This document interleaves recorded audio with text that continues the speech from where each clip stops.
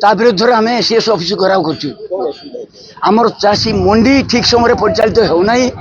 ଯଦି ହେଉଛି ସରକାର କହୁଛନ୍ତି ଲ୍ୟାମ୍ପ ପରଚେଜ୍ କରିବ, କିନ୍ତୁ ଦୁଃଖର କଥା ସେମାନେ ମିଲ୍ ସହିତ ଟାଇଅପ୍ କରିବା ପାଇଁ କଲେକ୍ଟର ମଧ୍ୟ ଇନଷ୍ଟ୍ରକ୍ସନ୍ ଦେଉଛନ୍ତି ଚାଷୀକୁ, ଆପଣମାନେ ମିଲ୍ ସହିତ ମିଲ୍ ବାଲା ସହିତ ଟାଇଅପ୍ ହୁଅନ୍ତୁ।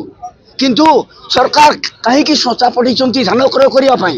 ସେମାନେ ପୁଣି କଟନୀ ଝଣ୍ଟି 5 କେଜି 7 କେଜି 8 କେଜି ହେଉଛନ୍ତି। ଆଜି 2500 ମାସ ବୋଲି କହୁଛନ୍ତି, 1000 କୁଇଣ୍ଟାଲ କେବଳ କ୍ରୟ କରୁଛନ୍ତି। ପୁଣି ରାତି ଚାଲିଛି, ସେମାନଙ୍କର ରାଜନୀତି କାମ ଚାଲିଛି, ରାତିରେ ମଣ୍ଡି ମଧ୍ୟ ଚାଲିଛି। ଏପରି ଅନ୍ୟ ଅତ୍ୟାଚାର ଚାଷୀ ବାରମ୍ବାର କରାଯାଉଛି। ତେଣୁ ଚାଷୀ ଆଜି ରାଜରାସ୍ତାରେ ଓହ୍ଲାଇବାକୁ ବାଧ୍ୟ ହେଇଛୁ। ଆଉ ସେ ସବୁ ଘେରାଉ କରି ଆସିଛୁ, ସେ ସବୁ ମାସ ଆଜି ନାହାନ୍ତି। ଅତି ଦୁଃଖର କଥା। ଯଦି ଆଗକୁ ଯଦି ଏ ପ୍ରକାର କରାଯାଏ ତାହେଲେ ଚାଷୀ ଆନ୍ଦୋଳନ ତୀବ୍ରତର ହେବ। ବରଂ ଚାଷୀ ମରିଯିବ, ରକ୍ତ ପ୍ରବାହିତ ହେବ, କିନ୍ତୁ ଆମେ ସରକାରକୁ ଛାଡ଼ିବୁ ନାହିଁ। ଦ୍ୱିତୀୟ ଥର ଯେତେବେଳେ ଆନ୍ଦୋଳନ କରାଯିବ ସେହି ସମୟରେ ସରକାରକୁ ଅଣନିଶ୍ୱାସ କରିବୁ। ଏହା ଆମର ନ୍ୟାଯ୍ୟ ଦାବି ମଧ୍ୟ ସ୍ଥାପନ ମଧ୍ୟ କରିବୁ।